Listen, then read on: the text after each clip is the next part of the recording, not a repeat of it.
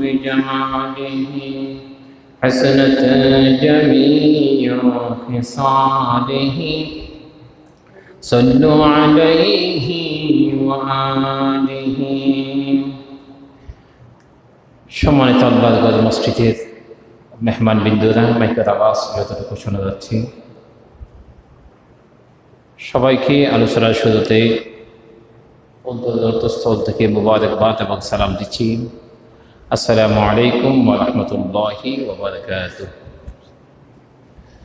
আল্লাহ সুবহানাহু ওয়া তাআলার দরবারে লক্ষ কোটি শুকরিয়া আদায় করছি যে আল্লাহ সুবহানাহু ওয়া তাআলা আমাদেরকে আল্লাহর মসজিদে আসার জন্য বসার জন্য তৌফিক দিয়েছেন। সে আল্লাহ সুবহানাহু ওয়া তাআলার দরবারে শুকরিয়া আদায় করছি। আমরা প্রত্যেকে পড়ছি আলহামদুলিল্লাহ। লক্ষ কোটি দরুদ এবং সালাম পেশ করছি মানবতার মুক্তির দূত সর্বকালের সর্বশ্রেষ্ঠ রাসূল রাহমাতুল লিল আলামিন আশরাফুল আম্বিয়া নবী মুহাম্মদুর রাসূলুল্লাহ সাল্লাল্লাহু আলাইহি ওয়াসাল্লামের শানে দোয়া এবং মাগফিরাত কামনা করছি।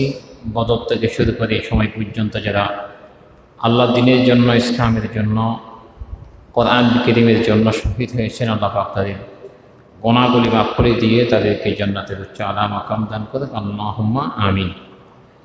সম্মানিত মুসল্লিয়ানি কেরাম, আমরা আজকে যে বিষয়টা নিয়ে আলোচনা করব সেটা হচ্ছে আল্লাহ তাআলা প্রত্যেকটি জিনিসের জন্য হক হিসেবে দিয়েছেন, কিন্তু আল্লাহ সুবহানাহু ওয়া তাআলা বলেছেন বান্দা আমার ইবাদত করবে। এরকম সন্তানের প্রতি পিতামাতার হক, আল্লাহর প্রতি বান্দার হক, বান্দার প্রতি আল্লাহর হক, এরকম হক রয়েছে। তার মধ্যে একটা হক হচ্ছে পৃথিবীতে সন্তান আল্লাহ তাআলার ইবাদতের পরে মা বাবার খেদমত করবে, মা বাবার আদেশ মেনে চলবে। আল্লাহ সুবহানাহু ওয়া তাআলা এগুলির জন্য হুকুম দিয়েছেন, আমাদেরকে আদেশ করেছেন। আল্লাহ সুবহানাহু ওয়া তাআলা বললেন ওয়াকাদা রাব্বুকা আল্লা তা'বুদু ইল্লা ইয়্যাহু ওয়া বিল ওয়ালিদাইনি ইহসানা إما يبلغن عندك الكبر أحدهما أو كلاهما فلا تقل لهما أف ولا تنهرهما وقل لهما قولا كريما واحفظ لهما جناح الظل من الرحمة وقل رب ارحمهما كما ربياني صغيرا।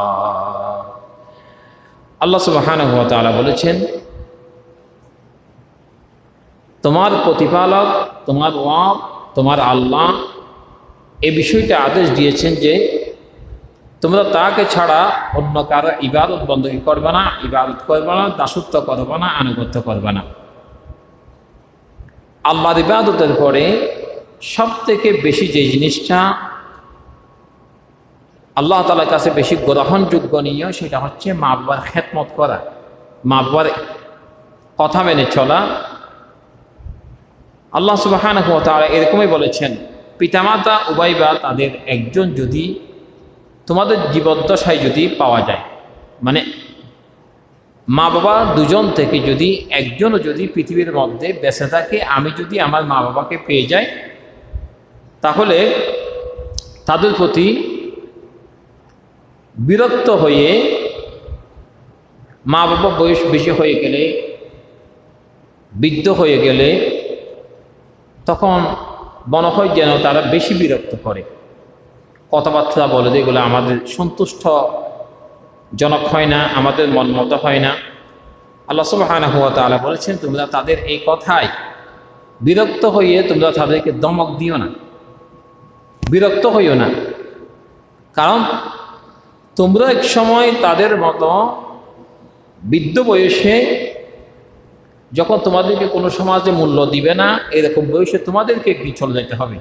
আজকে তোমরা বয়স তাদের বেশি হয়েছে, কিন্তু একদিন তোমাদের বয়সে এরকম বেশি হয়ে যাবে। তখন তোমাদের এই বয়সে তোমাদের সন্তানগণ তোমাদেরকে পাত্তা দিবে না, সম্মান করবে না, ইজ্জত করবে না। হে আমার প্রভু, আপনি তাদেরকে দয়া করুন এবং মা বাবার জন্য দোয়া করার জন্য বলেছেন। তাদের জন্য দোয়া করো, তাদের জন্য শান্তি কামনা করো। আমরা প্রত্যেক দিন মা বাবার জন্য দোয়া করি, যারা নামাজ পড়তে আসি। এই যে রব্বির হামহুমা কামা রাব্বায়ানি সগীরা, একটা দোয়া আছে। এই দোয়াটা আল্লাহ তাআলা শিখিয়ে দিয়েছেন আমাদেরকে।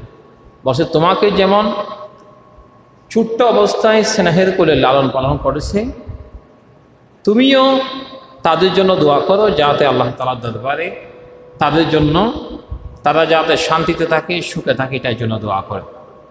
তা আমরা আল্লাহ তাআলা শিখানো ভাষায় দোয়া করবে ইনশাআল্লাহ।